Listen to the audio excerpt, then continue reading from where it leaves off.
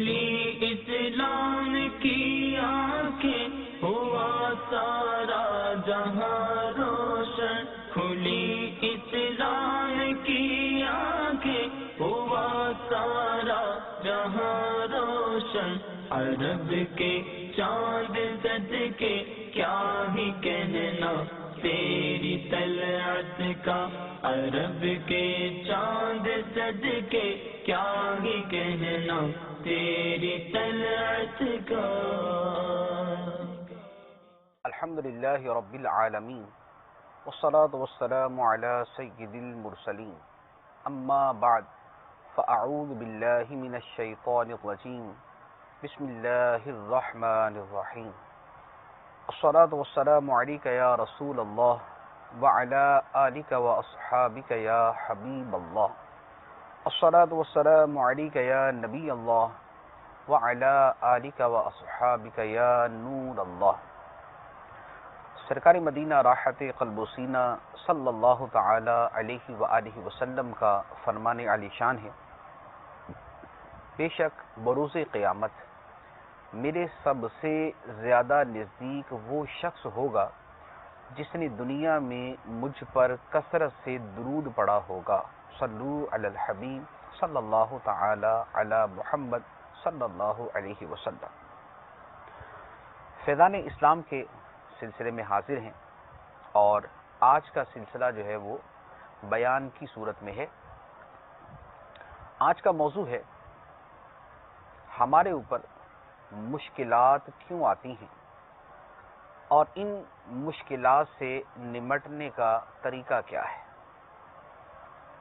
عنوان بڑا واضح سا ہے، کیونکہ بنیادی طور پر ہر مسلمان اس لفظ کو اور اس چیز کو سمجھتا ہے جس کے ذریعے وہ مشکلات کا مقابلہ کر سکتا ہے، یا مشکلات کے وقت اس کا جیسا طرز عمل ہونا چاہیے، جو اس کا رویہ ہونا چاہیے، جو اسے طریقہ کار اختیار کرنا چاہیے، وہ کیا ہے۔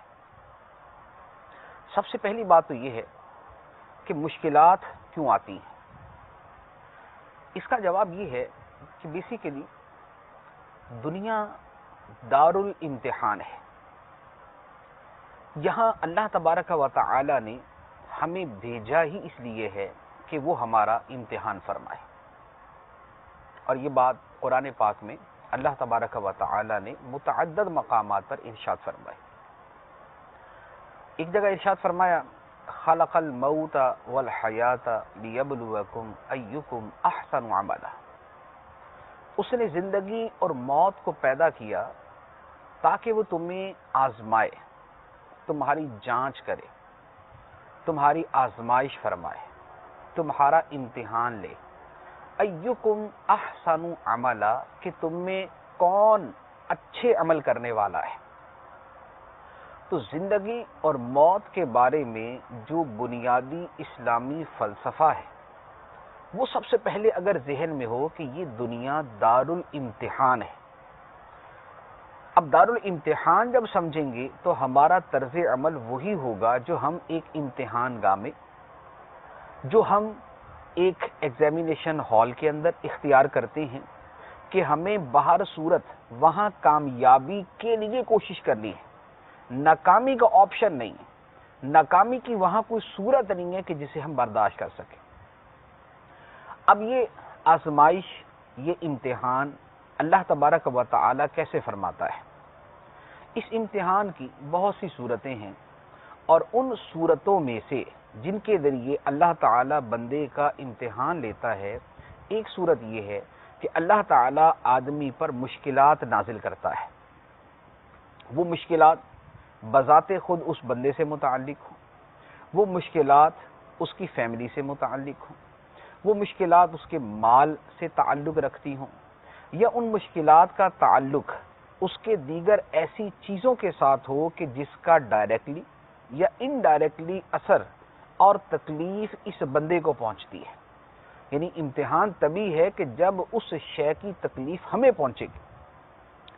ایک دنیا کے کسی کونے کے اوپر کسی کو تکلیف ہوئی جس کا ہم سے نہ تعلق، نہ واسطہ، نہ ناتا، نہ ہمیں اس کا کوئی دکھ، نہ غم، نہ پریشانی، تو وہ ہمارے لیے امتحان نہیں، لیکن اگر ہمارا ہی رشتہ دار، ہمارا ہی بھائی، ہمارا ہی بیٹا، یا کسی عورت کا شوہر یا کسی شوہر کی بیوی وہ دنیا کے کسی کونے میں ہے اور اسے کوئی تکلیف پہنچتی ہے کہ جو تکلیف اسے بھی پہنچے گی، یعنی جس کا دکھ اس کو بھی ہوگا، وہ اس کے حق میں امتحان بن جاتی ہے۔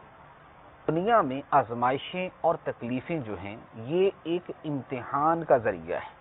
اچھا، پھر یہ جو امتحان ہے یہ صرف تکلیفوں کے ذریعے نہیں ہوتا، بلکہ قرآن پاک میں اللہ تعالیٰ ارشاد فرماتا ہے کہ یہ امتحان نعمتوں کے ذریعے بھی دیا جاتا ہے۔ اس لیے قرآن پاک کی آیت ہے ثم لتسألن یومئذ عن النعیم، پھر تم سے ہر نعمت کے بارے میں سوال کیا جائے گا۔ اور ایک اور آیت مبارکہ میں اللہ تعالیٰ نے ارشاد فرمایا وَنَبْلُوكُمْ بِالشَّرِّ وَالْخَيْرِ فِتْنَةً، اور ہم تمہیں شر اور خیر دونوں کے ساتھ تمہاری جانچ کریں گے، یعنی یہ بھی ہوگا کہ اللہ تعالیٰ نعمتیں دے کر آزمائے، اور یہ بھی ہوگا کہ اللہ تعالیٰ تکالیف میں مبتلا فرما کر آزمائے۔ پھر اس کی کتنی صورتیں ہو سکتی ہیں؟ بہت ساری صورتیں، ہم جدا گانہ بھی ان صورتوں کو سمجھتے ہیں، لیکن اللہ تعالیٰ نے قرآن پاک کے اندر بھی ان کو بڑی وضاحت کے ساتھ مینشن کیا ہے۔ چنانچہ ارشاد فرمایا وَلَنَبْلُوَنَّكُمْ بِشَيْءٍ مِّنَ الْخَوْفِ وَالْجُوعِ وَنَقْصٍ مِّنَ الْأَمْوَالِ وَالْأَنفُسِ وَالثَّمَرَاتِ وَبَشِّرِ الصَّابِرِينَ، اور ہم ضرور تمہیں آزمائیں گے۔ کیسے؟ بِشَيْءٍ مِّنَ الْخَوْفِ، کچھ خوف کے ساتھ، کچھ ڈر کے ساتھ۔ تمہارے دلوں میں ڈر ہوگا مال کے چلے جانے کا، جان کے چلے جانے کا، مال کو نقصان پہنچنے کا، جان کو نقصان پہنچنے کا، حالات ایسے ہوں گے کہ تمہیں ڈر لگ رہا ہوگا، پریشانی ہوگی۔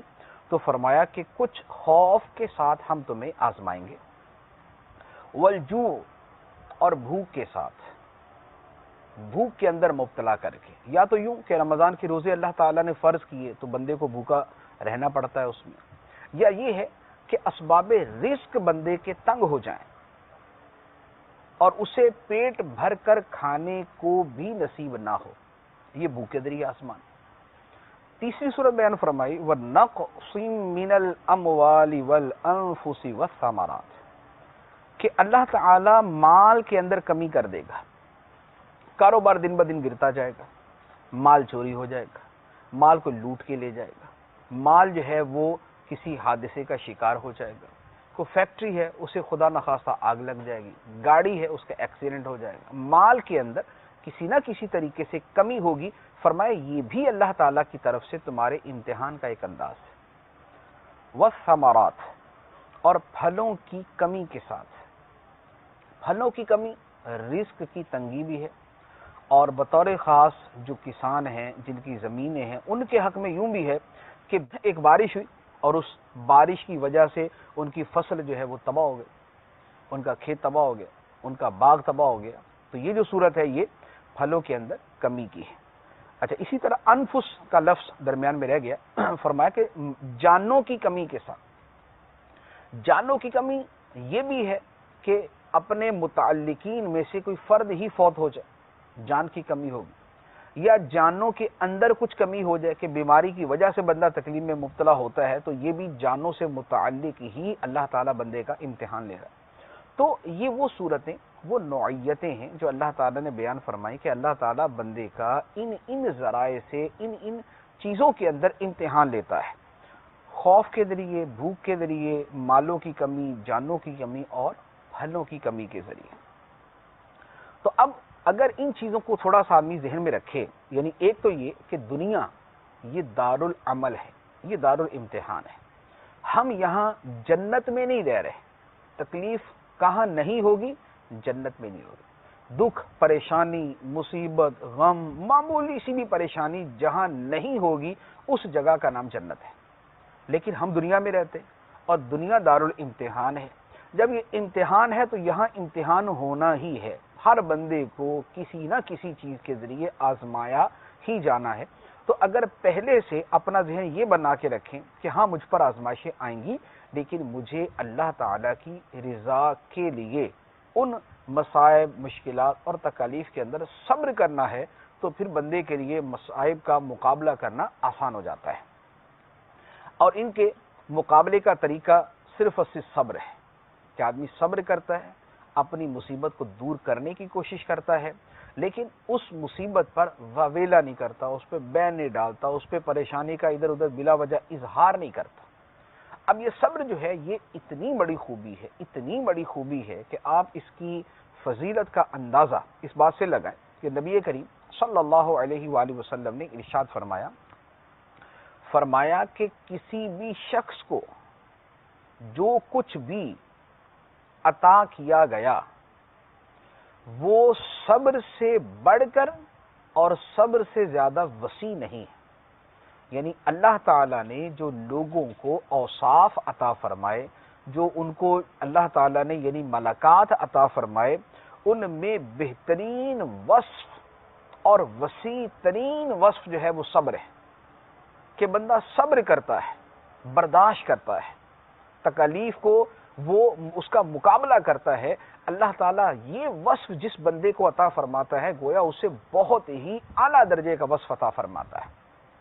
اسی لیے جو صبر کرنے والا ہے وہ زندگی کی تمام مشکلات سے بآسانی نکل جاتا ہے، اور جو بے صبرہ ہوتا ہے، بے صبری کرتا ہے، وہ عموماً انہی تکالیف کے اندر، یعنی وہ تکالیف تو جو صبر کرنے والے کو ہیں وہی بے صبری کرنے والے کو ہیں، لیکن دونوں کا فرق یہ ہوتا ہے کہ صبر کرنے والا آسانی سے جھیل جاتا ہے، لیکن بے صبری کرنے والا سوائے اپنے ثواب ضائع کرنے کے اور اپنی تکالیف کی شدت کو بڑھانے کے کچھ اور نہیں کرتا۔ صبر اللہ تعالیٰ کو کتنا محبوب ہے، کتنا پسندیدہ ہے، اور اسلامی اوصاف میں سے صبر کی کتنی عظمت ہے، اس کے لیے آپ اس کا اندازہ لگائیں کہ قرآن پاک میں اللہ تعالیٰ نے 70 سے زیادہ مقامات پر صبر کا بیان فرمایا ہے۔ 70 سے زیادہ مقامات پر اللہ تعالیٰ نے صبر کا بیان فرمایا ہے۔ یہ صبر کی عظمت اور اہمیت ہے، یعنی یہ اتنا پیارا وصف ہے اور یہ اتنا عظمت والا وصف ہے۔ 5 مقامات قرآن پاک سے میں عرض کرتا ہوں کہ اللہ تعالیٰ صبر کرنے والوں کو کیا صلہ عطا فرماتا ہے اور ان کی شان اللہ کی بارگاہ میں کیا ہے۔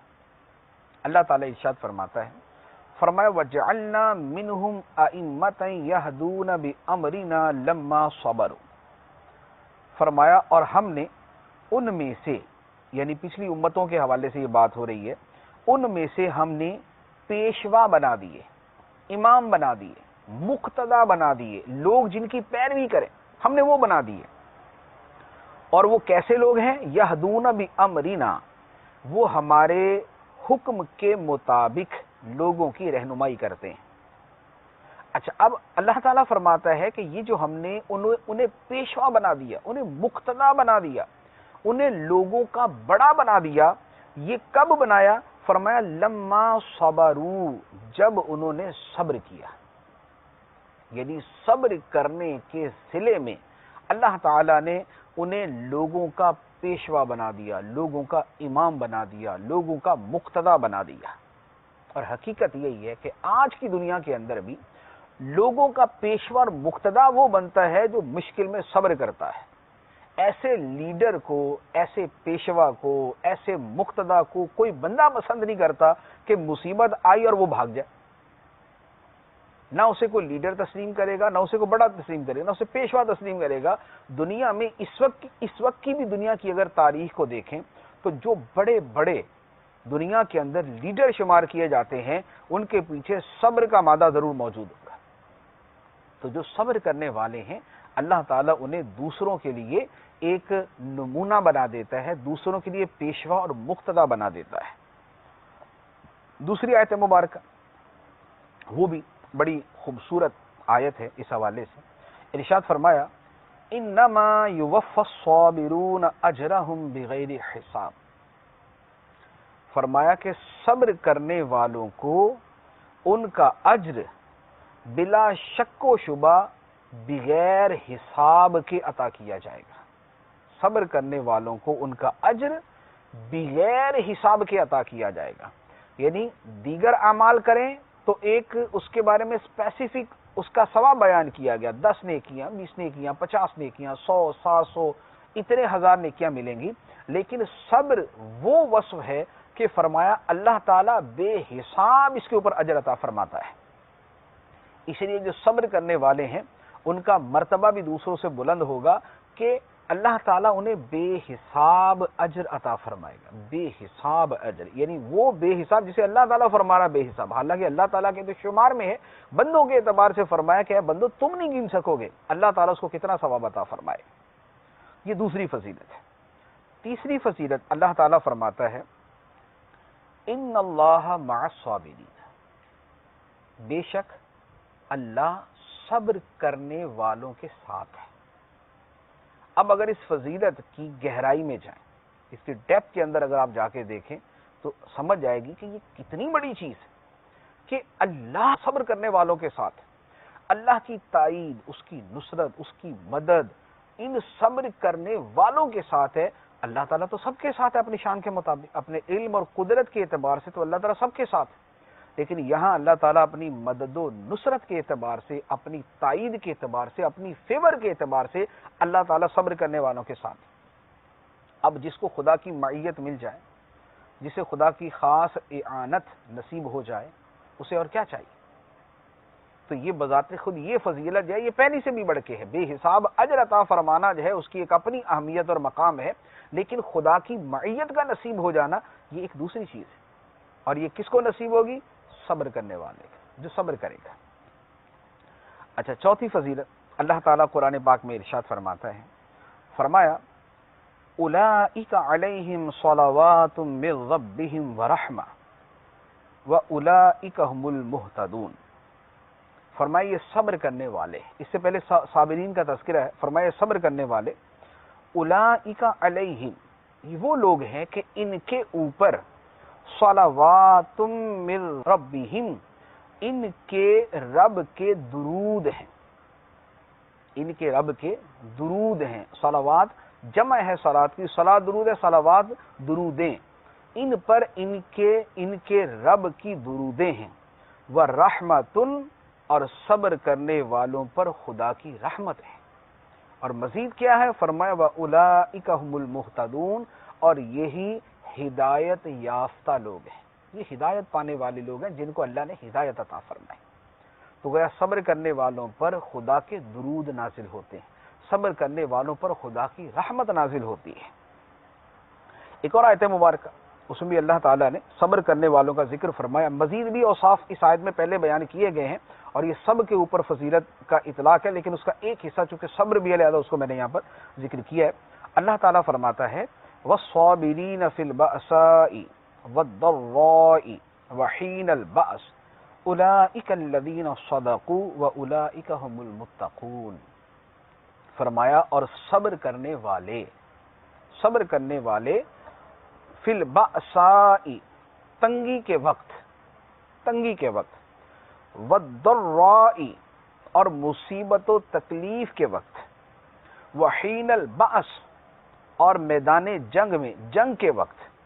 اولئک الذین صدقوا، یہ جو صبر کرنے والے جو تنگی میں، تکلیف میں اور میدان جنگ میں جانا پڑے جہاد کے لیے وہاں صبر کرتے ہیں. فرمایا اولئک الذین صدقوا، یہی سچے لوگ ہیں. وَأُولَئِكَ هُمُ الْمُتَّقُونَ، اور یہی پرہیزگار لوگ ہیں. صبر کرنے والے سچے بھی ہیں اللہ کی بارگاہ میں، اور پرہیزگار بھی ہیں، متقی بھی ہیں. یہ 5 اوصاف، یہ 5 فضیلتیں اللہ تعالیٰ نے قرآن پاک کے اندر صبر کرنے والوں کی بیان فرمائی. لیکن یہ جو میں نے شروع میں عرض کیا کہ صرف 5 نہیں ہیں، اللہ تعالیٰ نے صبر کا تذکرہ قرآن میں 70 سے زیادہ مقامات پہ فرمایا ہے. تو مختلف جگہوں پر مختلف فضیلتیں ہیں، ان میں سے یہ 5 فضیلتیں میں نے آپ کے سامنے عرض کی. تو یہ ہے صبر کرنا، یہ صبر کرنے کی عظمت ہے، یہ صبر کرنے کی فضیلت ہے. اب صبر کرنا اور اس کی صورتیں کیا ہیں وہ انشاءاللہ آگے جا کے بیان کریں گے.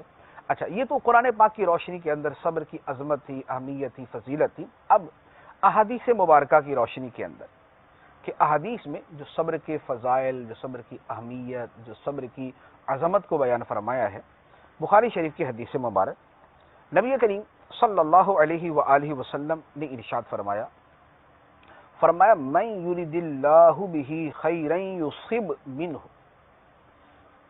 اللہ تعالی جس بندے کے ساتھ بھلائی کا ارادہ فرماتا ہے اسے کسی مصیبت میں مبتلا فرما دیتا ہے. جس کے ساتھ اللہ تعالیٰ بھلائی کا ارادہ فرماتا ہے اللہ تعالیٰ اسے مصیبت میں مبتلا فرما دیتا ہے. ہمارے عام طور پر ہمارا یہ ذہن ہوتا ہے کہ اگر مصیبت آئی تو ہم کہتے ہیں یار پتہ نہیں کیا غلطی ہوگی, اللہ تعالیٰ ناراض ہو گئے, پتہ نہیں کیا مسئلہ ہے, اللہ تعالیٰ نے کیوں ہمیں اس تکلیف کے اندر مبتلا کر دیا. یعنی ہم تکلیف کو بہر صورت اللہ کی ناراضگی کے زمرے میں لے کے جاتے ہیں, جبکہ یہ ضروری نہیں. یہ ضروری نہیں. ہو سکتا ہے کہ یہی صورت ہو کہ اللہ تعالیٰ کا ہمارے ساتھ بھلائی کا ارادہ ہے, اس وجہ سے اللہ تعالیٰ نے اس تکلیف کے اندر مبتلا کیا. اب ہمیں وہ کسی بھی قسم کی تکلیف ہے, ہمارا بچہ بیمار ہو گیا, ہم بیمار ہو گئے, ہمارا بڑا کچھ ضروری کام تھا لیکن عین وقت کے اوپر ہماری طبیعت خراب ہوگی, ہم وہ کام نہ کر سکے, یا کوئی جو ہے وہ رشتہ داری تھی, وہ باہمی رشتہ داری جو ہے کوئی منگنی ٹوٹ گئی کسی کی, کہ کوئی اور ایسی مصیبت آ گئی, کسی کے کوئی چیز خراب ہوگی, اس کے پیسے چوری ہو گئے, تو یار پتہ نہیں کون سا قصور ہو گیا, کون سی غلطی ہو گئی کہ میرے ساتھ یہ معاملہ پیش آیا. ہو سکتا ہے اللہ نے اس کے ساتھ بھلائی کا ارادہ کیا.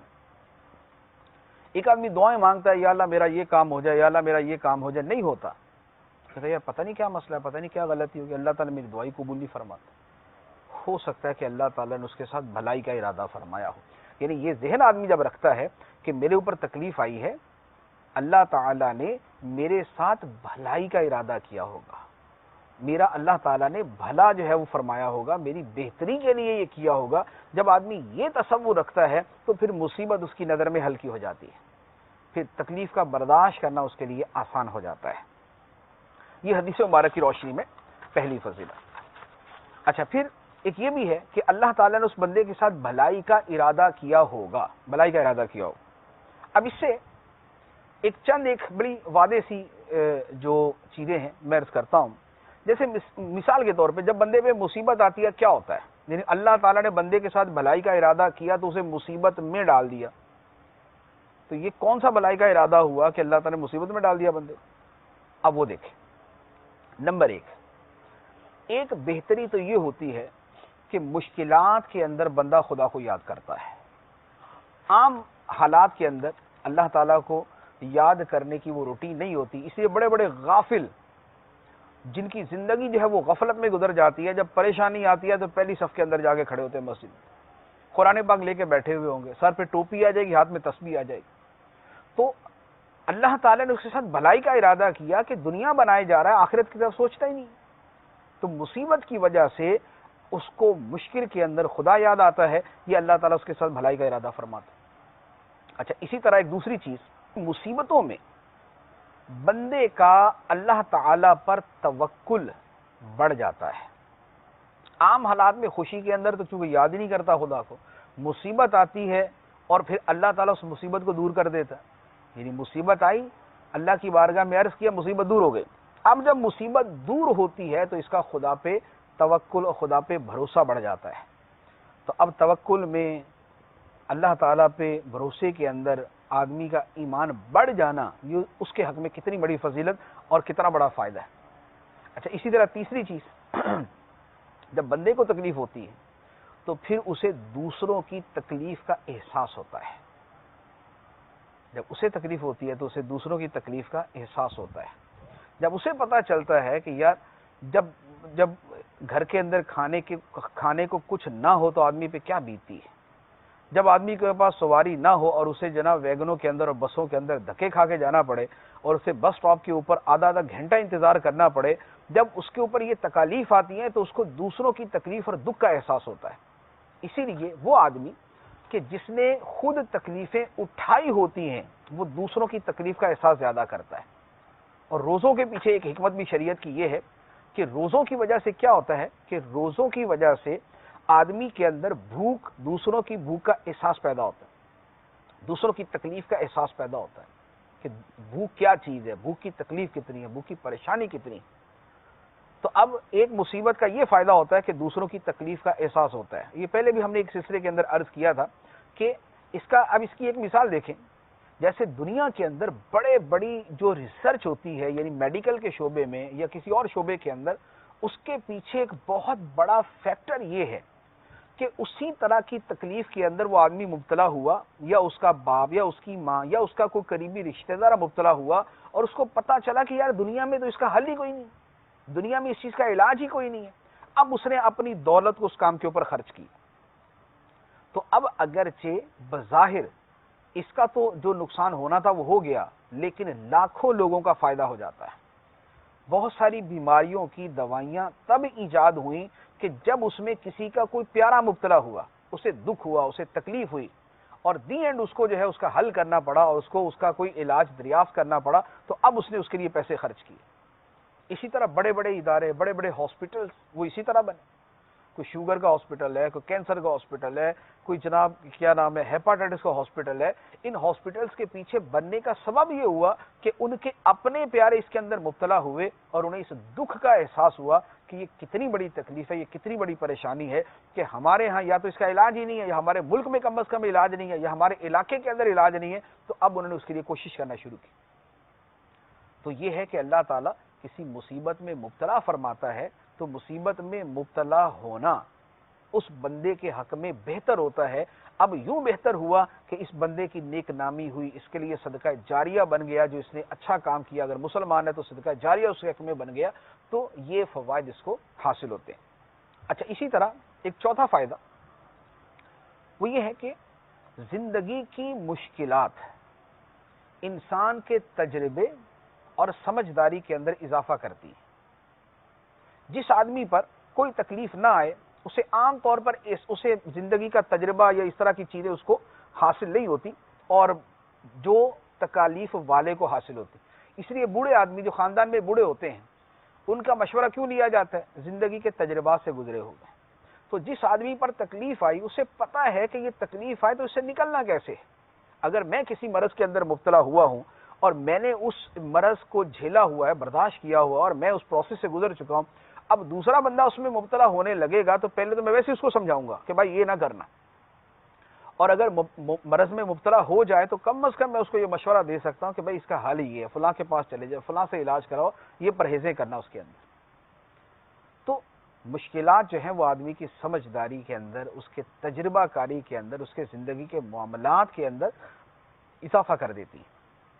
اچھا، اسی طرح پانچواں فائدہ یہ ہے کہ آدمی یہ تو ہو نہیں سکتا کہ دنیا میں اس کو پریشانیاں نہ آئیں، تکالیف نہ آئیں، تو اب تکالیف کا آنا، مصیبت کا آنا اس کے دل کو مضبوط کرتا ہے اور اس کے اندر وہ ہمت اور قوت پیدا کرتا ہے کہ تکالیف کو کیسے برداشت کرنا ہے۔ ورنہ آپ یقین کیجئے، بڑے بڑے نمازی اور بڑے بڑے جناب ذکر و اذکار، تسبیحات کرنے والے اور تلاوت قرآن کرنے والے اور ہر وقت جناب اسی میں مگن رہنے والے، جب کوئی مصیبت آتی ہے تو سب بھول جاتے ہیں اور یعنی حیرت زدہ ہوتے ہیں کہ بھئی کیا ہو گیا یہ ہمارے ساتھ۔ وجہ یہ ہے کہ کبھی تکلیف آئی نہیں، کبھی ان کے دل میں قوت تحمل اور قوت برداشت نہیں پیدا ہوئی کہ وہ اس کو کر سکیں۔ اسی لیے یعنی حدیث مبارک کے روشنی کے اندر بزرگان دین نے فرمایا کہ وہ مسلمان جو لوگوں کے درمیان رہتا ہے، جو معاشرے میں رہتا ہے اور معاشرے میں رہ کر وہ عبادت بھی کرتا ہے اور لوگوں کی تکالیف کو برداشت بھی کرتا ہے، وہ اس سے بہتر ہے جو کسی جنگل میں جا کے عبادت کرنے والا۔ کیوں؟ اس لیے کہ جو جنگل میں جا کے عبادت کرنے والا اس کو تو مسئلہ ہی کوئی نہیں، وہ تو ہر وقت ویسے بیٹھا تسبیح کرتا رہے گا، ساری رات نفل پڑے گا، دن کے اندر بھی تسبیح کرے گا، آرام سے اس کا گزارا ہوتا جائے گا۔ لیکن وہ جو معاشرے میں رہتا ہے، جو لوگوں میں رہتا ہے، جو تکلیفیں برداشت کرتا ہے، جو لوگوں کی بات اور رنگ برنگی دن رات کی چیزوں کو برداشت کرتا ہے، اس کا مقام اللہ کی بارگاہ میں دوسرے سے زیادہ ہے۔ تو لوگوں کے اندر رہنے سے، تکالیف برداشت کرنے سے ایک بندے کے اندر قوت تحمل پیدا ہوتی ہے، ورنہ یعنی صبر اس کے بغیر پیدا کیسے ہوگا؟ ایک آدمی میں کبھی تکلیف ہی نہیں آئی تو اسے کیا پتا کہ صبر کیا ہوتا ہے؟ ایک بچہ پیدا ہوا، بچپن سے لے کے بڑھاپے تک اس نے ہمیشہ اچھا کھایا، اچھا پیا، اچھا پہنا، اچھی صحت رہی، اچھی تعلیم حاصل کی، اچھے ماحول میں رہا، اچھی سہولیات اس کے بعد اس کو میسر تھی، سب کچھ تھا، تو صبر کدھر ہے؟ اب اگر اس پہ تکلیف آئے گی تو چیخ اٹھے گا۔ تو تکالیف کا آنا جو ہے وہ بندے کے اندر قوت برداشت پیدا کرتا ہے، تحمل کی قوت پیدا کرتا ہے۔ تو یہ جو ایک مصیبت کے یا تکلیف کے آنے کے ایک فوائد ہیں وہ میں نے چند ایک عرض کیا۔ اللہ تعالیٰ ہمیں محفوظ رکھے۔ عافیت جو ہے بہت بڑی اللہ تعالیٰ کی نعمت ہے، اللہ تعالیٰ سے ہم سوال عافیت کا کرتے ہیں، لیکن یہ ہے کہ کبھی کبھار تکالیف آ جائے تو پھر اس کو برداشت کرنے کے لیے صبر کا مادہ بھی ہونا چاہیے۔ یہ پہلی حدیث مبارک تھی کہ اللہ تعالیٰ جس کے ساتھ بھلائی کا ارادہ فرماتا ہے اسے مصیبت میں مبتلا کر دیتا ہے۔ دوسری فضیلت ہے، اچھا یہ دنیاوی فوائد جو میں نے سارے عرض کیے، کوئی یعنی کچھ اخروی تھے لیکن زیادہ تر دنیاوی پہلوؤں کے اعتبار سے میں نے عرض کیا ہے۔ دوسری فضیلت جس کا تعلق آخرت کے ساتھ ہے، نبی کریم صلی اللہ علیہ وآلہ وسلم ارشاد فرماتے ہیں کہ مصیبت کسی مومن مرد پر یا مومنہ عورت پر اس کی جان، اس کی اولاد اور اس کے مال کے اندر آتی رہتی ہے۔ مصیبت، بلا، مصیبت مومن مرد اور مومن عورت کی جان، اولاد اور مال میں آتی رہتی ہے، کبھی کچھ آ گیا، کبھی کچھ آ گیا، کبھی کچھ ہو گیا، کبھی کچھ ہو گیا۔ اب یہ سلسلہ چلتا رہتا ہے حتی یلقى اللہ تعالی وما علیہ خطیۃ، حتیٰ کہ وہ بندہ یا بندی اللہ سے اس حال میں ملاقات کرے گا کہ اس بندے پر کوئی خطا باقی نہیں رہے گی۔ دنیا کی تکالیف اس کے گناہوں کی معافی کا ذریعہ بنتی جائیں گی، اس کی خطاؤں کی معافی کا ذریعہ بنتی جائیں گی، اس کے گناہوں کو جو ہے وہ ختم کرتی جائیں گی، مٹاتی جائیں گی۔ تو اب کیا، کبھی اپنی جان میں، کبھی اولاد کے اندر، کبھی مال کے اندر، یعنی بیٹھے بٹھائے جناب رات کو اچھے بھلے سوئے تھے، صبح اٹھے تو سر میں درد ہو رہا ہے، یا بچوں نے بول دیا جناب ابو جی میرا تو پیٹ خراب ہے، امی میرا پیٹ خراب ہے، یا جو ہے وہ ابھی کیا نام ہے کوئی چیز لے کے جانے لگے، اچانک جو ہے نا وہ کپ گرا ٹوٹ گیا، گلاس شیشے کا گرا ٹوٹ گیا، یہ کھانا گر گیا، مال کا نقصان ہو گیا۔ تو کبھی اپنی رات کے اندر کوئی تکلیف آ گئی، کبھی اولاد کے بارے میں کوئی تکلیف آ گئی، کبھی جو ہے وہ کیا نام ہے کبھی مال کے حوالے سے کوئی تکلیف آ گئی۔ یہ تکلیفیں آتی رہتی ہیں اور اللہ تعالیٰ ان کے صدقے میں بندے کی خطائیں جو ہے وہ معاف فرماتا رہتا ہے، یہاں تک کہ بندہ خدا سے اس حال میں ملتا ہے کہ بندے پر کوئی خطا نہیں ہوتی۔ اب اتنی بڑی فضیلت ہے، تو اگر یہ چھوٹی موٹی تکالیف آتی رہتی ہیں تو یہ سمجھیں کہ یہ تو اللہ تعالیٰ کی کرم نوازی ہے۔ یعنی آج ایک بچہ بیمار ہے، کل دوسرے کی طبیعت خراب ہوگی، پرسوں تیسرا جو بیڈ پہ لیٹا ہوا ہے، کبھی اس کے پاؤں میں چوٹ لگ گئی تو کبھی اس کے سر پہ کچھ لگ گیا تو کبھی اس کے ہاتھ میں لگ گیا، کبھی اس کا جناب انگلی دروازے کے اندر آ گئی تو کبھی اس کو ٹھوکر لگ گئی تو کبھی دوسرے نے کچھ کر دیا۔ یہ دن رات کی چیزیں، یہ رنگ برنگی چیزیں، موسم چینج ہوا بچے بیمار، موسم پھر تبدیل ہوا پھر دوبارہ بیمار، پھر تبدیل ہوا پھر بیمار ہو گئے۔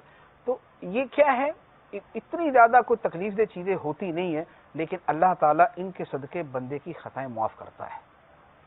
اسی طرح بعض اوقات کوئی دن ایسا ہوتا ہے کہ آدمی پہ سارا دن کوئی نہ کوئی تکلیف ہی آتی رہتی ہے، یعنی سو کے اٹھا تو مسئلہ، باہر نکلا تو نیا مسئلہ کھڑا ہو گیا، دفتر پہنچا تو تیسرا مسئلہ کھڑا ہو گیا، واپس آیا تو چوتھا مسئلہ کھڑا ہو گیا، بچوں کے پاس بیٹھا تو پانچواں مسئلہ کھڑا ہو گیا، ابھی کسی کا فون آ گیا اس نے چھٹا مسئلہ بیان کر دیا۔ آدمی کہتا ہے یار پتہ نہیں کون سا دن آ گیا آج، یہ آج وہ کیا گیا ہے، یہ آج تو مصیبتوں کی جو ہے نا وہ لائن لگی ہوئی ہے۔ تو یہ مصیبتوں کی لائن جو ہے یہ اس کے گناہوں کو مٹاتی جا رہی ہے، یعنی وہ یہ سمجھ رہے کہ اس دن اس کے گناہ ذرا زیادہ تیزی کے ساتھ معاف ہو رہے ہیں، اس کے زیادہ جلدی گناہ معاف ہو رہے ہیں۔ ہاں یہ ہے کہ یہ اپنے بارے میں کہا جائے، دوسرے کو نہ کہہ دیا جائے کہ یار آپ کے گناہ معاف ہو رہے ہیں، یعنی موقع محل مناسب دیکھ کر دوسرے کو یہ کہا جائے اللہ تعالیٰ آپ کے درجات بلند کر رہا ہے اگر کوئی نیک آدمی ہے تو یہ دوسری فضیلت کہ بندے پر مصیبتیں آتی ہیں اور بندہ خطاؤں سے پاک ہوتا جاتا ہے۔ اچھا، تیسری فضیلت نبی کریم صلی اللہ علیہ وآلہ وسلم نے ارشاد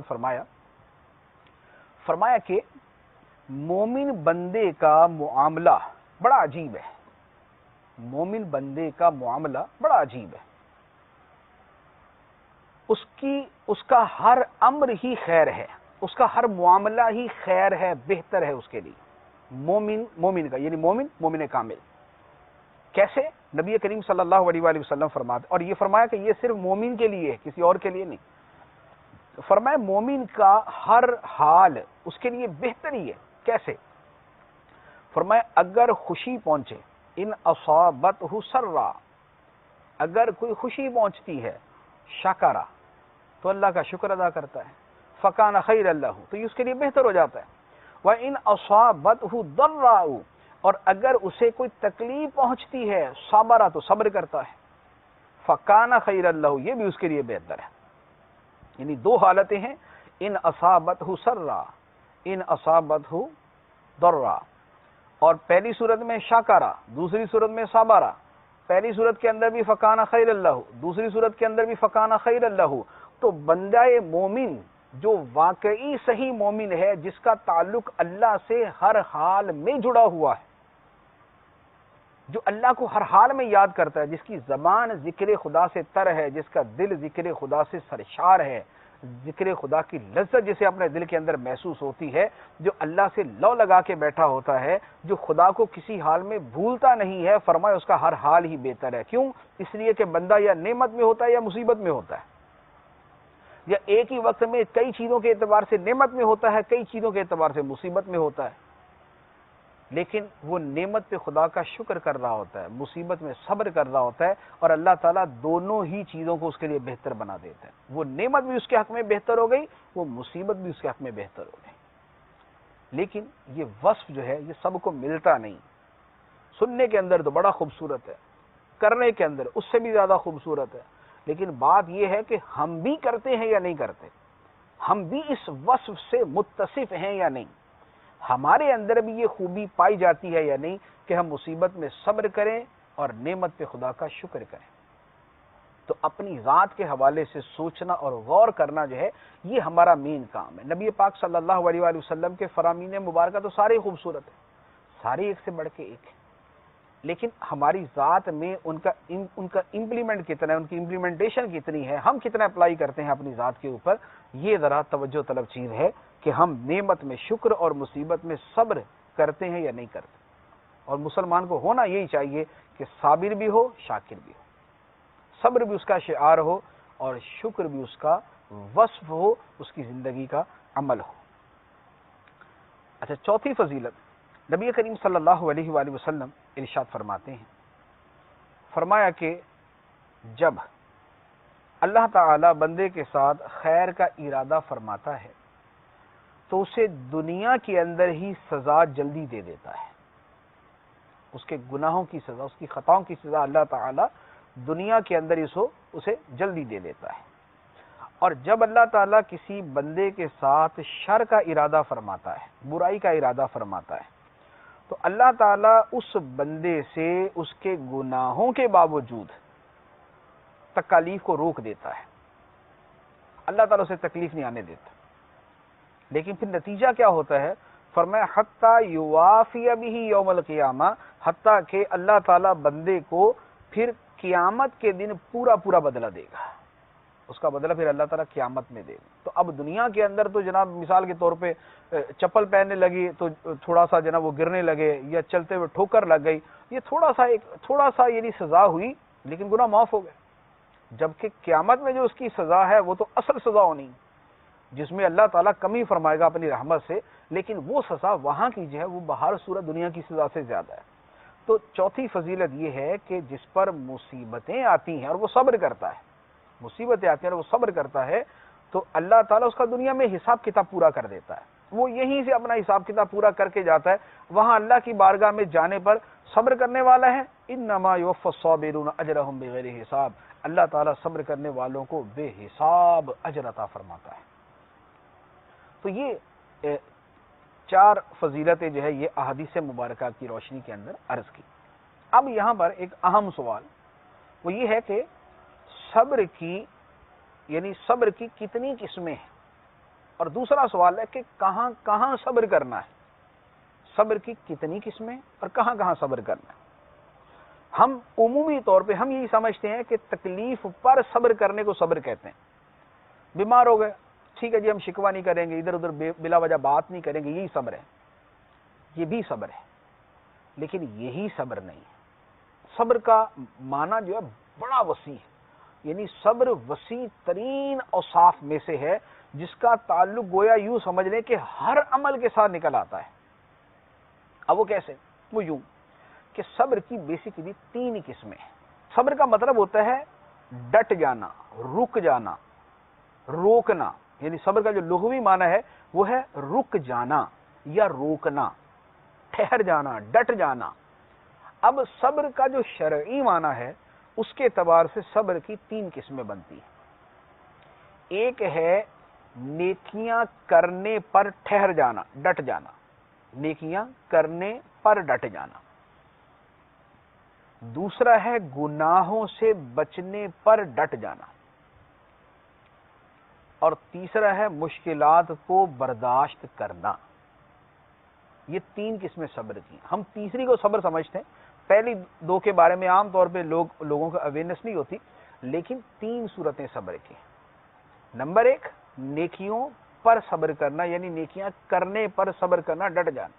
گناہوں سے بچنے پر صبر کرنا، ڈٹ جانا، اور مشکلات پہ صبر کرنا۔ اب تین قسمیں دیکھ لیں تو کیا چیز باقی رہ گئی اس میں؟ نماز پڑھتے ہیں تو نماز بھی صبر ہے، روزہ رکھتے تو روزہ بھی صبر ہے، لیکن فرق یوں آ جاتا ہے کہ ایک کے اندر صبر کا پہلو بہت نمایاں ہے، دوسرے میں صبر ضرور موجود ہے لیکن اس کا پہلو زیادہ نمایاں نہیں۔ ورنہ جیسے ایک آدمی پانچوں وقت کی نماز پابندی کے ساتھ با جماعت مسجد میں تکبیر اولیٰ کے ساتھ خشوع و خضوع کے ساتھ ظاہری باطنی آداب کو پورا کرتے ہوئے اگر ادا کرتا ہے تو اس سے بڑا صابر کون ہوگا؟ یعنی کتنا اعلیٰ درجے کا صبر ہے۔ نماز پڑھنے پر یہ استقامت ایسے نصیب ہے، ڈٹا ہوا، با جماعت پڑھتا ہے، مسجد جاتا ہے، گرمی ہے، سردی ہے، دن ہے، رات ہے، صبح ہے، شام ہے، سردیوں کی صبح کی نماز، گرمیوں کی جو ہے وہ ظہر کی نماز پڑھتا ہے، جاتا ہے مسجد۔ یہ نیکیاں کرنے پر اس کا صبر ہے، ڈٹا ہوا ہے۔ تکبیر اولیٰ مستقل بنیادوں پہ حاصل کرنا کوئی آسان کام نہیں۔ یہ تو جو مدنی انعامات والے جو اس پہ عمل کرتے ہیں یا جو بھی مسلمان اس پہ عمل کرتے ہیں، اب ان کو دیکھیں ذرا کتنا یہ کر کے دیکھ لیں۔ سب سے آسان طریقہ ہاتھ کنگن کو آرسی کیا، خود ہی کر کے دیکھ لیں کہ تکبیر اولیٰ کی کوشش کریں کہ 40 دن تک پہلی صف کے اندر با جمع تکبیر اولیٰ کے ساتھ نماز پڑھنی، پتہ چل جائے گا کیسا عمل ہے۔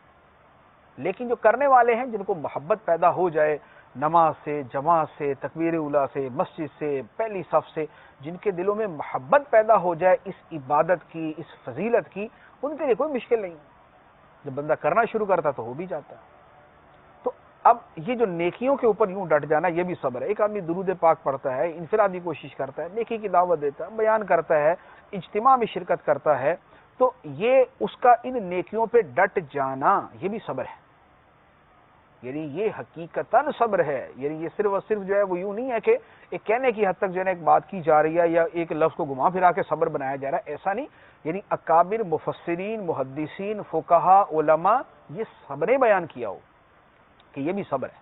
یعنی جس نے بھی صبر پہ کلام کیا، اس کی اقسام کو بیان کیا، اس نے بیان کیا نیکیوں پہ ڈٹ جانا بھی صبر ہے۔ تو اب جو نمازوں پہ یوں ڈٹ جائے، جو تہجد پہ، اشراق پہ، چاشت پہ، اوابین پہ، نماز توبہ پہ، ذکر و اذکار پہ، تلاوت قرآن پہ، ذکر اللہ پہ، جو ان چیزوں پہ ڈٹ جاتا ہے، یہ صبر کرنے والا ہے، یہ صابر ہے، یہ بھی صابرین کے اندر داخل ہے۔ دوسرا وہ کہ جو گناہوں سے بچنے پر صبر کرنے والا ہے۔ گناہوں سے بچنے پر صبر لازمی بات ہے۔ یعنی صبر کا مطلب کیا تھا؟ روکنا۔ ایک آدمی گناہ سے اپنے آپ کو روک لیتا ہے۔ ایک آدمی بد نگاہی کر سکتا ہے کسی موقع کے اوپر، لیکن وہ اپنے آپ کو روک لیتا ہے، صبر کر رہا ہے۔ ایک آدمی حرام کما سکتا ہے، جھوٹ بول کے زیادہ نفع حاصل کر سکتا ہے، دھوکہ دے کر زیادہ نفع کما سکتا ہے، لیکن وہ اپنے آپ کو روک لیتا ہے، یہ صبر کر رہا ہے، یہ صابر ہے، یہ گروہ صابرین میں داخل ہے، یہ انما یوفی الصابرون اجرہم بغیر حساب میں داخل ہے، یہ ان اللہ مع الصابرین میں داخل ہے، یہ صبر کی فضیلتیں حاصل کرنے والا ہے۔ تو یہ بھی صبر ہے، گناہوں سے اپنے آپ کو روک لینا۔ اب اس کی جتنی صورتیں ہر بندے کے لیے گناہ کے مواقع مختلف بھی ہو سکتے ہیں۔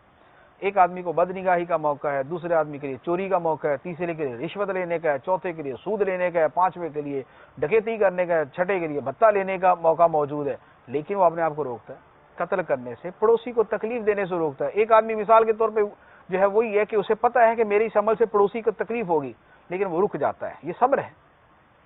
ایک آدمی کو پتہ ہے کہ اگر صبح جناب میں رات کے جناب 1 بجے اگر میں اپنی چارپائیاں گھسیٹوں گا اور میں اپنے گھر کے اندر شور شرابہ کروں گا، یا میں بلند آواز سے ٹی وی سنوں گا، یا میں کچھ بھی ایسا کوئی عمل کروں گا کہ جس سے میرے پڑوسی کو تکلیف ہوگی، اب وہ یہ سوچ کر رک جاتا ہے کہ نہیں یار مجھے اپنے پڑوسی کو تکلیف نہیں دینی۔ تو اب اگر اس کا یہ جو اس کا عمل ہے، یہ عمل بھی صبر کے اندر داخل، یہ عمل بھی صبر کے اندر داخل۔ تو اللہ کرے کہ ہمارے اندر یہ والا صبر بھی پیدا ہو جائے کہ ہم اپنے یعنی ایذائے مسلم جو ہے، دوسروں کو تکلیف دینے کا جو عمل ہے، اس سے ہم رکنے والے بن جائیں کہ یہ واقعی جو ہے نا، یعنی ہم صبر سمجھتے ہیں کہ دوسرا ہمیں تکلیف دے گا تو ہم صبر کریں گے، دوسرے کو تکلیف دینے سے ہم بچیں گے، یہ بھی صبر ہے۔ تو یہ صبر اپنائیں، دوسروں کو تکلیف نہ دیں، دوسروں کو پریشان نہ کرے، اپنے کاموں کے اوپر غور کریں کہ یار میرا کوئی کام ایسا تو نہیں ہے کہ میں دوسرے کو تکلیف دیتا ہوں، اپنے پڑوسی کو، اپنے رشتہ دار کو، اپنے گھر والوں کو، اپنے بیوی بچوں کو، اپنے اہل خانہ کو، اپنے گھر کے دیگر افراد کو میں کسی کو تکلیف تو نہیں دیتا، ان کے اوپر غور کریں۔ اور تیسری جو صبر کی صورت ہے وہ معروف ہے، مشکلات کے اوپر صبر کرنا، تکالیف پہ صبر کرنا، مشکلات پہ صبر کرنا، یہ صبر کی بڑی نمایاں قسم ہے۔ اب اس کی بہت ساری صورتیں ہو سکتی ہیں، یعنی یہ جو ہے نا مشکلات پہ صبر، اس کی بہت ساری صورتیں ہو سکتی ہیں۔ مشکل ایسی بھی ہو سکتی ہے جو بندوں کی طرف سے نہیں، اللہ کی طرف سے، یعنی صرف اللہ کی طرف سے، وہ بھی ہو سکتی ہے جس میں بندوں کا بھی عمل دخل، کسی نے ہمیں برا کہہ دیا، غیبت کر دی، چغلی کر لی، ہمیں تکلیف پہنچائی، ظلم کیا، مارا، ایسے مواقع کو بھی ہم صبر کر سکتے ہیں، اور یعنی ایسے مواقع پر بھی صبر کرنے کی صورت موجود ہے اور اس پر بھی وہ ثواب موجود ہے۔ تو اب یہ جو صبر ہے، مشکلات پہ صبر، مشکلات پہ صبر کرنا، اس کی بطور خاص اس کے جو مواقع ہیں اور اس کی جو فضیلت ہے وہ میں عرض کرتا ہوں۔ جیسے ایک بہت بڑا صبر کا موقع کیا ہے کہ کسی کا پیارا دنیا سے چلا جائے، بیوی ہے اس کا شوہر فوت ہو گیا، شوہر ہے اس کی بیوی فوت ہو گئی، اولاد ہے ماں باپ میں سے کوئی دنیا سے چلا گیا، ماں باپ ہیں اولاد دنیا سے چلی گئی، بھائی ہے اس کا بھائی چلا گیا، یا اس کی جو ہے نا کوئی اور عزیزہ دنیا سے چلی گئی۔ تو یہ جو دنیا، کسی پیارے کا دنیا سے چلا جانا، یہ صبر کا یعنی بہت بڑا موقع ہوتا ہے، بہت بڑا موقع ہوتا ہے۔ سب سے زیادہ یعنی جو صبر کی جو تلقین کی جاتی ہے ایک دوسرے کو، یا جہاں پر ضرورت محسوس ہوتی ہے، وہ عام طور پہ یہ موقع ہوتا ہے، اور یہ موقع صبر کا بڑا عظیم موقع ہے۔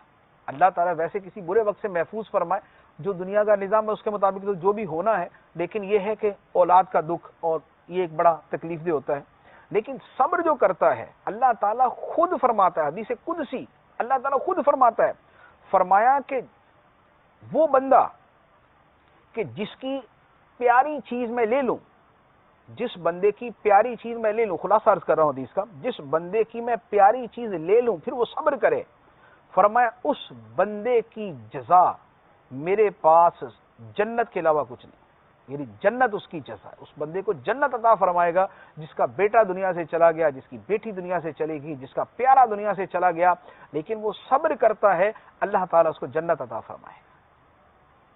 اب جنت، اور پھر ایک اور حدیث مبارکہ اس میں اولاد کے حوالے سے بطور خاص ہے کہ جنت کے اندر محل عطا فرماتا ہے کہ جسے تکلیف پہنچی لیکن پھر بھی اس نے اللہ کی حمد کی، اے اللہ تیری حمد ہے، اے اللہ تیری بارگاہ کے اندر ہم حمد کرتے ہیں، الحمدللہ کہتا ہے، اللہ تعالیٰ فرماتا ہے بیت الحمد بنا دو اس کے لیے، حمد کا گھر بنا دو اس کے لیے جنت کے اندر۔ تو دنیا میں ہمارے جو ہے وہ دنیا میں ہر کسی کا کوئی نہ کوئی پیارا دنیا سے جاتا ہی ہے، اگر اس کا نہیں جائے گا، یعنی ایک آدمی کا یا وہ بھائی پہلے جائے گا یا یہ پہلے جائے گا، اگر یہ جائے گا تو اس کے لیے صبر، اگر وہ جائے گا تو اس کے لیے صبر، یا ماں باپ دنیا سے پہلے جائیں گے یا اولاد پہلے جائے گی، اولاد پہلے جائے گی تو ماں باپ صبر کریں گے، ماں باپ پہلے جائیں گے تو اولاد صبر کرے گی، لیکن صبر کرے، اللہ تعالیٰ فرماتا ہے کہ اس کے بندے کی جزا میرے پاس جنت ہے، اللہ تعالیٰ اس کو جنت عطا فرمائے۔ اچھا، دوسرا جسمانی نقصان، صبر کا ایک اور موقع جسمانی نقصان۔ جسمانی نقصان یہ ہے کہ بندے کے بدن کا کوئی عضو ضائع ہو گیا، جیسے کسی آدمی کی آنکھ جو ہے نا وہ یعنی ضائع ہو گئی، کسی آدمی کا جو ہے نا وہ ہاتھ کٹ گیا، شوگر ہے بعض اوقات اس کی وجہ سے پاؤں کٹ جاتے ہیں، بعض اوقات ایکسیڈنٹ ہوتا ہے، اس کے اندر جناب اتنا برا ایکسیڈنٹ ہوا کہ بدن کا عضو کوئی کاٹنا پڑ گیا، یا ایسا ہی کوئی اور ہو، تو اب اس پر جو بندہ صبر کرتا ہے اس کی فضیلت کیا ہے؟ نبی کریم صلی اللہ علیہ وآلہ وسلم ارشاد فرماتے ہیں، بخاری شریف کی حدیث ہے، اللہ تعالیٰ فرماتا ہے، حدیث قدسی اللہ تعالیٰ فرماتا ہے، فرمایا اذا ابتلیت عبدی بحبیبتیہ فصبر، جب میں اپنے بندے کو اس کی دو پیاری چیزوں میں مبتلا کر دوں، یعنی اس کی میں آزمائش کروں، دو پیاری چیزوں میں بندے کی آزمائش، پیاری چیزیں آنکھیں، یعنی حدیث مبارک میں فرمایا گیا آنکھیں مراد ہے یہاں پر، جب میں بندے کی آنکھوں کے اندر آنکھوں کے مسئلے میں اس کو مبتلا کر دوں، اس کی آزمائش کروں، فصبر، پھر وہ صبر کرے، عوضتہ منہم الجنہ، فرمایا کہ پھر میں ان دونوں آنکھوں کے بدلے میں اس کو جنت عطا فرماؤں گا۔ آنکھیں تو چلی گی، واپس نہیں آئیں گی، بے صبری کرے گا جنت بھی جائے گی، لیکن صبر کرے گا تو جنت پائے گا۔ تو یہ ہے کہ جسم کے اندر اگر کوئی تکلیف آتی ہے تو بندہ اس پہ صبر کرے۔ اچھا، پھر اس کے علاوہ کچھ اور بعضوں کا چھوٹی موٹی تکلیفیں ہوتی ہیں جو دن رات ہی آتی رہتی ہیں، یعنی بعضوں کا نیند، آدمی جو ہے نا وہ سو کے اٹھا، یعنی رات کو اس کی آنکھ کھلی، اب نیند ہی نہیں آ رہی، یہ بھی تکلیف ہے، نیند نہیں آ رہی کسی کو، یہ تکلیف ہے۔ یا یہ ہے کہ رات کو جناب سویا، بچے نے رونا شروع کر دیا، بچے کی وجہ سے اٹھنا پڑ گیا، جیسے ماؤں کو اٹھنا پڑتا ہے، مائیں تو 25 مرتبہ اٹھتی ہیں بچے کے لیے، یہ ہے تکلیف۔ کوئی خوشی کی بات تو نہیں ہے نا کہ بچے نے جناب رات 10 مرتبہ جگایا مجھے، یہ کوئی خوشی کی بات نہیں ہے، تو تکلیف۔ تو اب جو مائیں اپنی بچوں کی خاطر یہ تکلیفیں برداشت کرتی ہیں، صبر کرتی ہیں، اللہ کی رضا اس کے اندر اپنے ذہن میں رکھیں، تو چھوٹی موٹی تکلیف ہے، وہ جو میں نے عرض کیا کہ آدمی جا رہا ہوتا ہے، کوئی پاؤں لگ جاتا ہے کسی چیز کے اندر، یا ہاتھ لگ جاتا ہے دروازے کے ساتھ، تو چھوٹی موٹی کوئی نہ کوئی ایسی تکلیف آتی ہے، ان پر بھی اللہ تعالیٰ بندے کو اجر و ثواب عطا فرماتا ہے۔ فرمایا ما یصیب المسلم من نصب ولا وصب ولا ہم ولا حزن ولا اذن ولا غم حتى الشوکۃ یشاکوها الا کفر اللہ بها من خطایا، بخاری مسلم دونوں کی حدیث ہے۔ فرمایا کہ بندہ مسلم کو، بندہ مومن کو کوئی تکلیف، مصیبت، غم، دکھ، تکلیف، پریشانی، حتیٰ کہ کانٹا بھی اگر اس کے چبھ جائے، اللہ تعالیٰ اس پر بھی اس کی خطاؤں کو معاف فرما دیتا ہے، اس کی خطاؤں کو مٹا دیتا ہے۔ تو جو دنیا جہان میں چھوٹی بڑی تکلیف آتی ہے، اس کا یہ فائدہ ہوتا ہے کہ اللہ تعالیٰ بندے کی خطائیں مٹا دیتا ہے۔ اس کے علاوہ مزید بیماری کی ایک اور صورت کہ بندہ جسمانی کسی بیماری میں مبتلا ہو جائے، جیسے بخار ہے، بخار کے اندر بندہ مبتلا ہو جائے، بخار جو ہے اس سے بھی بندے کے گناہ جھڑتے ہیں، بخار ہو جاتا ہے، اس سے بھی بندے کے گناہ جھڑتے ہیں۔ نبی کریم صلی اللہ علیہ وسلم کی بارگاہ میں حضرت عبداللہ بن مسعود فرماتے ہیں، میں سرکار کی بارگاہ میں حاضر ہوا تو سرکار دو عالم صلی اللہ علیہ وآلہ وسلم کو بخار تھا، تو حضرت عبداللہ بن مسعود فرماتے ہیں، میں نے عرض کیا یا رسول اللہ آپ کو بڑا شدید بخار ہے، تیز بخار تھا۔ نبی کریم صلی اللہ علیہ وسلم نے فرمایا کہ ہاں مجھے بخار ہے، اور اتنا بخار ہے جتنا تم میں سے 2 آدمیوں کو ہوتا ہے، یعنی جتنا 2 آدمیوں کو بخار ہوتا ہے اتنا بخار ہے، یعنی ڈبل بخار، بہت تیز۔ تو حضرت عبداللہ بن مسعود رضی اللہ تعالی عنہ فرماتے ہیں، میں نے عرض کی یا رسول اللہ صلی اللہ علیہ وسلم آپ کو دگنا بخار اس لیے ہے کہ آپ کا اجر بھی دگنا ہے، آپ کو ثواب بھی دگنا ملتا ہے۔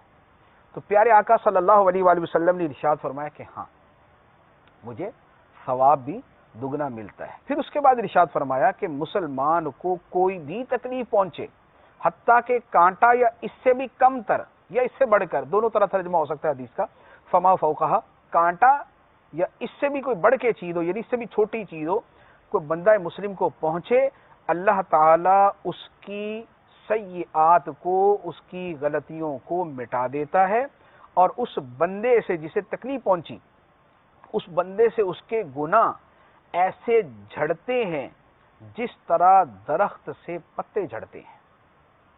تکلیف پہنچنے کا یہ صلہ ہے۔ تو یہ چند ایک صورتیں میں نے عرض کی ہیں، اس کے علاوہ بھی بہت ساری احادیث اور دیگر چیزیں موجود ہیں، لیکن عرض کرنے کا مقصد یہ ہے کہ ہم تھوڑا سا اپنا یہ ذہن بنائیں کہ دنیا کے اندر تکالیف آتی ہیں، پریشانیاں آتی ہیں، جان میں، مال میں، اولاد میں، رزق میں، اپنی جو ہے وہ اپنے سر سے لے کر پاؤں تک کے اندر، اپنے پیاروں کے حوالے سے، رشتہ داروں کے حوالے سے، لیکن بندہ مومن کا کام صبر کرنا ہے، اور صبر کرنا ہے اللہ کی رضا کے لیے۔ اور صبر کا مطلب کیا ہوتا ہے؟ صبر کا مطلب یہ ہوتا ہے کہ بندہ خاموش ہو جائے اس کے اوپر، یہ سمجھتے ہوئے کہ یہ مصیبت اللہ کی طرف سے ہے، میں نے اس کو برداشت کرنا ہے، اللہ کی رضا کے لیے میں نے اس کو برداشت کرنا ہے۔ صبر یہ نہیں ہے کہ پورے محلے کو بتا دیا اور گھر کے ایک ایک فرد کو پوری تفصیل کے ساتھ بتا دیا اور اس کے بعد کہا ہاں جی میں تو صبر ہی کر رہا ہوں، یعنی سب کچھ بتانے کے بعد جو ہے پھر یہ کہنا کہ الحمدللہ بس دیکھیں میں تو صبر ہی کر رہا ہوں، تو یہ صبر نہیں۔ صبر کا مطلب یہ ہے کہ اس مصیبت کو آپ اپنے ساتھ رکھیں، بلا ضرورت کسی کے سامنے بھی اس کا ذکر نہ کریں، اور مصیبت کو جو برداشت کرنا ہے وہ اپنی مردانگی ظاہر کرنے کے لیے نہیں، بلکہ اس لیے کہ صبر کرنا خدا کو محبوب ہے، اللہ کی رضا کے لیے صبر اختیار کریں۔ اللہ تبارک و تعالی ہمیں مصیبتوں سے بھی محفوظ فرمائے، عافیت کی زندگی بھی عطا فرمائے، اور اگر کبھی کوئی تکلیف آ جائے تو اس پر ہمیں صبر کرنے کی توفیق عطا فرمائے، اور اللہ تعالی ہمیں یہ صبر کی توفیق نیکیاں کرنے پر بھی عطا فرمائے، گناہوں سے بچنے پر بھی عطا فرمائے، اور مشکلات کے اوپر بھی صبر عطا فرمائے۔ آمین بجاہ النبی الامین صلی اللہ علیہ وسلم۔ کھلی اسلام کی آنکھیں، ہوا سارا جہاں روشن، کھلی اسلام کی آنکھیں، ہوا سارا جہاں روشن، عرب کے چاند صدقے کیا ہی کہنا تیری طلعت کا، عرب کے چاند صدقے کیا ہی کہنا تیری طلعت کا۔